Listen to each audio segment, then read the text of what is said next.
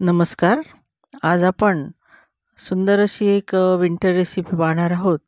तर त्यासाठी आपण या ठिकाणी एक गंज घेतलेला आहे आणि त्यात पाणी घालून घेतलेलं आहे आणि त्यामध्ये एक बाउलभर आपण ओले ताजे असे मटार आपण त्यात घालून घेतलेले आहे आणि त्यावर आपण झाकण ठेवून थोड्या वेळ ते शिजवून घेणार आहोत.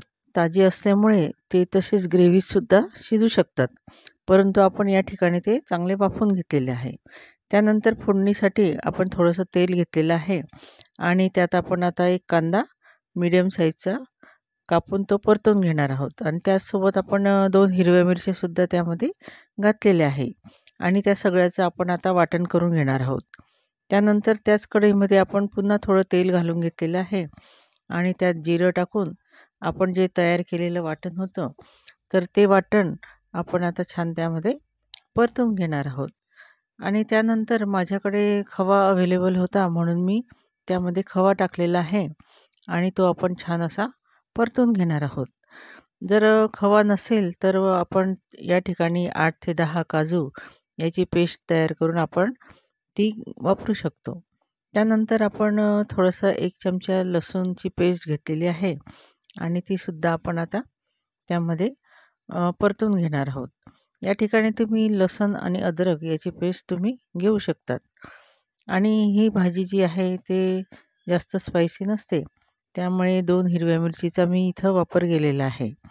आणि त्यानंतर आपण जे मेथीची पानं आहेत तर ते छान असे स्वच्छ धुवून थोडे वाळवून घेतलेले आहे आणि ते या ठिकाणी फक्त आपण पानं घ्यायचे, जास्त दांड्या आपल्याला घ्यायच्या नाही आहेत. तर हे पानं आपण त्यात टाकून छान असं परतून घेतलेलं आहे.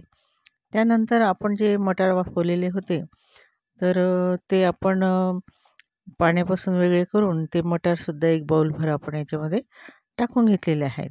या ठिकाणी आपण 1 कप मटार टाकले तरीसुद्धा चालते. आमच्याकडे जास्त मटार आवडत असल्यामुळे मी त्यात थोडे जास्त घातलेले आहेत. आणि त्यानंतर आवश्यकतेनुसार आपण यामध्ये पाणी घालून घ्यायचं आहे. साधारण ही थोडी घट्ट अशी ग्रेव्ही असते, जास्त पातळ नसते, त्यामुळे एखादा कप आपण त्यामध्ये पाणी टाकलेलं आहे. त्यानंतर आपण मीठ टाकून घेणार आहोत आणि थोडं स्वीटनेसकडे झुकणारी ही जी रेसिपी आहे त्यामुळे थोडंसं आपण त्यात साखरही घालणार आहोत.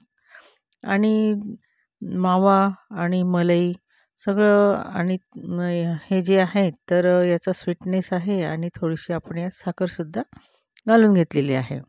आणि छान अशी उकळी आपल्याला ह्या ग्रेव्हीला येऊ द्यायची आहे. आणि त्यानंतर आपण पुन्हा त्यात थोडीशी जी फ्रेश क्रीम किंवा साय आपण ज्याला म्हणतो तर ती थोडीशी फेटून आपण 2-3 चमचे याच्यामध्ये घातलेली आहे.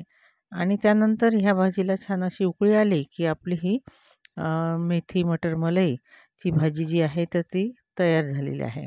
त्यात थोडंसं आपण वरून गरम मसाला घातलेला आहे आणि थोडंसं एकत्र कालवून आपली ही रेसिपी आता तयार आहे. हिवाळा असल्यामुळे भरपूर अशी मेथी, मटार वगैरे आपल्याला अवेलेबल असतात. तर अशा वेळेला ही भाजी करून आपण खाऊ शकतो. आणि माझी ही रेसिपी आवडली असेल तर लाईक करा, शेअर करा आणि सबस्क्राईब करायला विसरू नका. धन्यवाद.